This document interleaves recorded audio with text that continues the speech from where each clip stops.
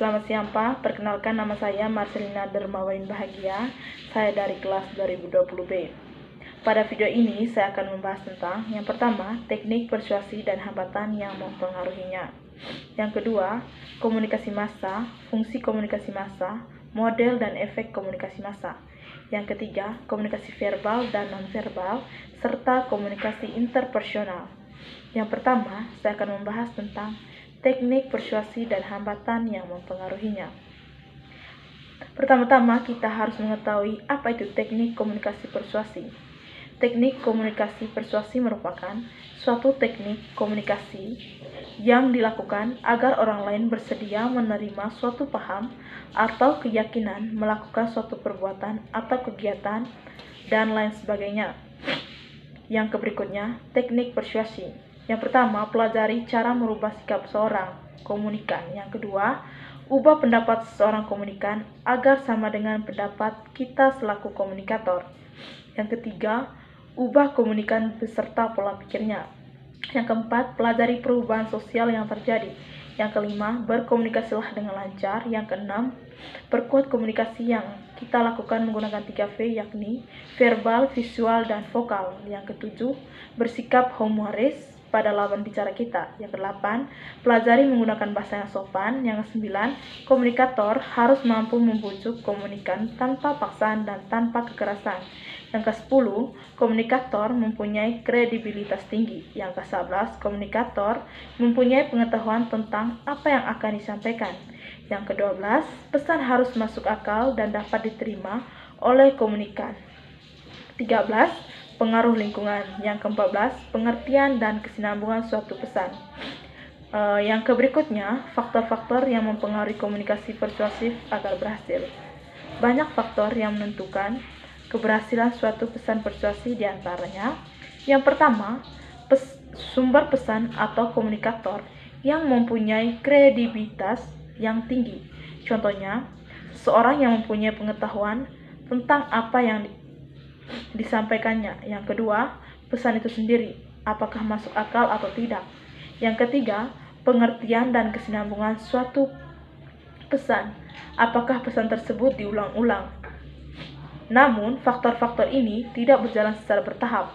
Pada banyak kasus, faktor-faktor ini saling tumpang tindih. Selanjutnya, etika komunikasi persuasif. Untuk membatasi komunikasi persuasif agar tidak menjadi propaganda, diperlukan seperangkat etika yang harus dipatuhi, yakni yang pertama, memiliki ketertarikan tinggi terhadap suatu isu. Yang kedua, memiliki pemahaman lebih dari isu tersebut dibandingkan orang lain. Yang ketiga, memiliki pemahaman lebih akan media massa. Yang keempat, mampu mengadaptasi ide-ide baru. Yang kelima, memengaruhi orang lain agar dapat melakukan suatu tindakan.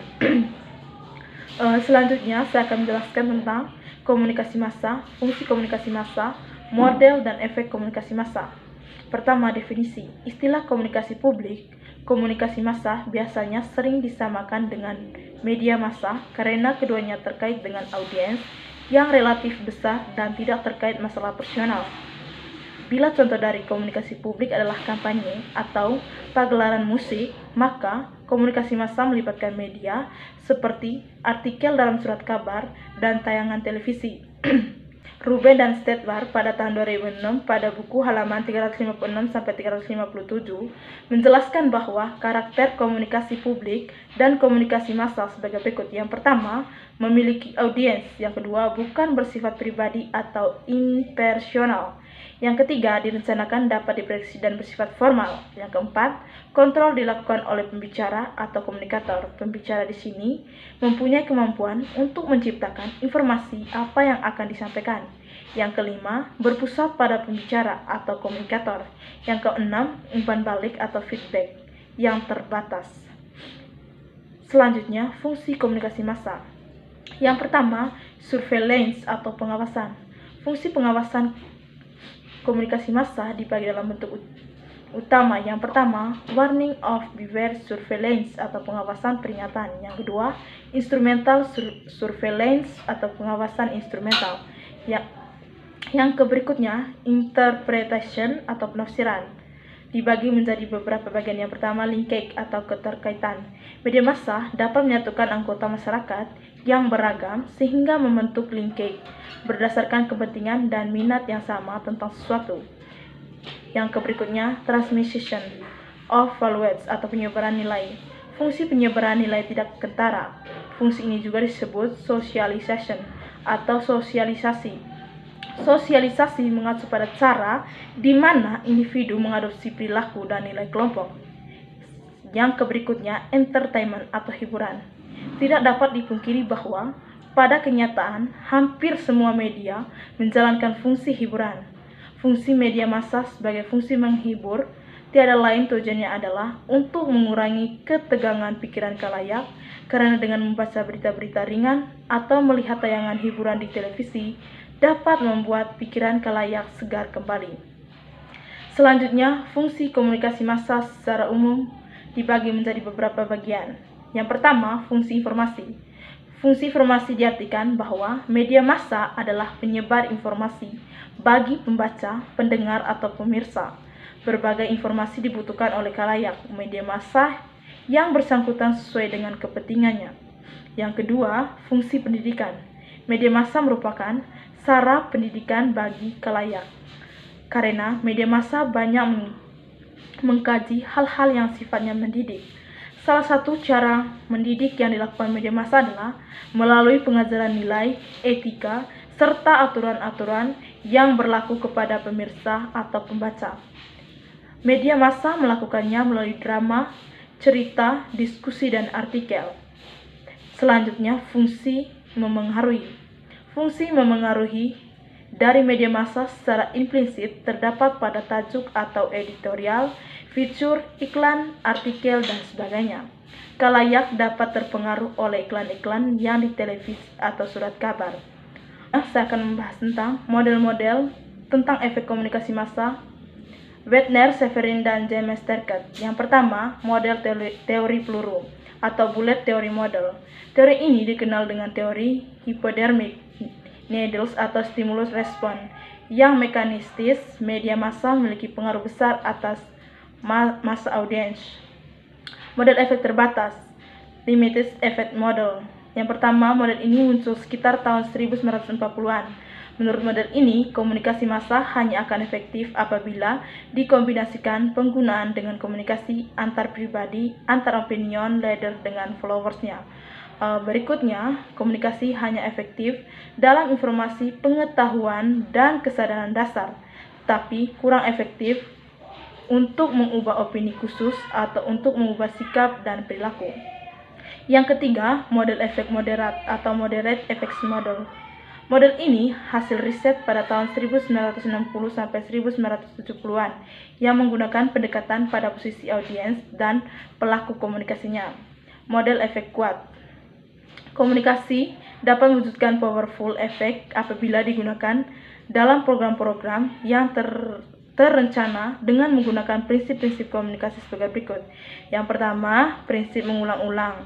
Yang kedua, memfokuskan pada audiens yang ditargetkan. Tujuan komunikasi dirumuskan secara khusus. Selanjutnya, saya akan membahas tentang komunikasi verbal dan non-verbal serta komunikasi interpersonal. Yang pertama, komunikasi verbal. Komunikasi verbal adalah komunikasi yang menggunakan simbol-simbol atau kata-kata, baik dinyatakan secara oral atau lisan maupun secara tulisan.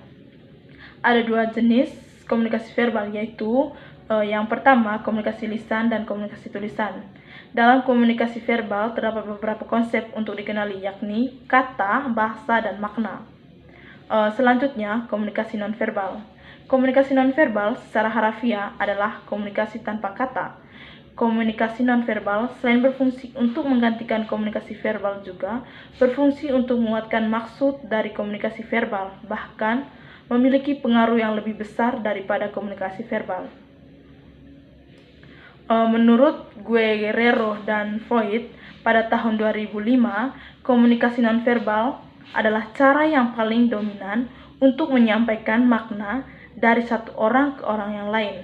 Hal ini dikarenakan komunikasi nonverbal lebih jujur dan otentik daripada komunikasi verbal. Ada beberapa isyarat dalam komunikasi verbal. Yang pertama, syarat spasial dan temporal. Dibagi menjadi beberapa bagian. Yang pertama, proxemic, yakni bahasa jarak atau orang, dikembangkan oleh Edward Teau. Kedua, ruang pribadi dikemukakan oleh Sommer, yakni suatu wilayah dengan batas-batas tidak kelihatan yang melingkupi tubuh manusia sehingga tidak ada orang yang memasukinya. Batas ruang pribadi Sommer ini tidak kelihatan. Yang ketiga, orientasi, yakni sudut badan Anda ketika Anda berinteraksi dengan orang lain akan mencerminkan sifat hubungan. Yang keempat, kronemik, yaitu mempelajari bagaimana manusia berkomunikasi melalui penggunaan waktu. Hal ini membedakan konsep waktu menjadi monokronik dan polokronik. Monokronik berarti satu waktu untuk satu kegiatan. Polokronik berarti orang lebih banyak mengerjakan berbagai kegiatan dalam waktu bersamaan. Selanjutnya, isyarat visual. Isyarat visual dibagi menjadi beberapa bagian. Yang pertama, kinesik, merupakan kajian mengenai gerakan tubuh dalam komunikasi, termasuk gerakan kepala dan wajah. Yang kedua, ekspresi wajah dan kontak mata. Ekspresi wajah menurut para ahli yang mempelajari komunikasi nonverbal adalah universal. Isyarat-isyarat itu khas dalam suatu budaya. Yang berikutnya, isyarat tangan dibagi menjadi beberapa bagian. Yang pertama, gerakan tangan. Haptika adalah kajian bagaimana kita menggunakan sentuhan untuk berkomunikasi. Fungsi sentuhan antara lain. Yang pertama, berperan dalam pemeliharaan dan perawatan. Yang kedua, menunjukkan suatu hubungan profesi. Yang ketiga, menunjukkan hubungan sosial. Yang keempat, persahabatan atau menyentuh lengan atas, keakraban atau pelukan. Yang selanjutnya, penampilan fisik dan penggunaan objek. Objektika adalah kajian tentang bagaimana kita memilih dan memanfaatkan objek fisik dalam komunikasi nonverbal. Objek ini bisa menyangkut cara kita berpakaian, berdandan, memilih menu makanan, musik, film, mobil, kosmetik, dan sebagainya. Ada pula isyarat berupa isyarat-isyarat vokal.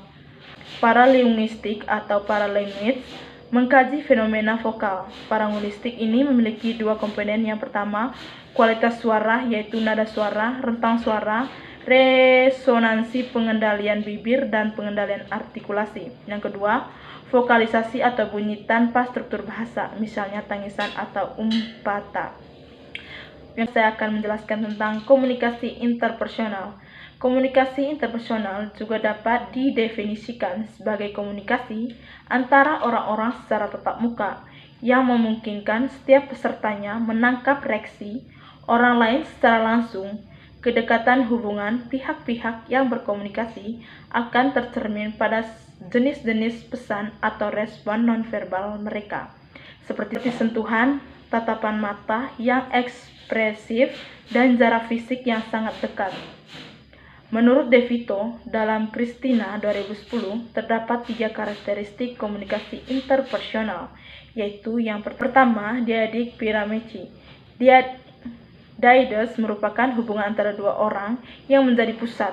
Dalam perkembangannya, individu yang terlibat dalam bertambah menjadi lebih dari 2 orang. Selanjutnya, hubungan ini disebut triad. Dalam hal ini, dyades masih menjadi yang utama.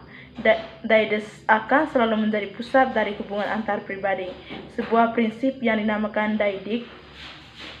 Yang kedua, dyadic coalition. Dyadic coalition adalah hubungan antara 2 orang yang terbentuk dari anggota-anggota sebuah kelompok yang lebih besar untuk mencapai tujuan atau target yang diinginkan dan menguntungkan kedua belah pihak.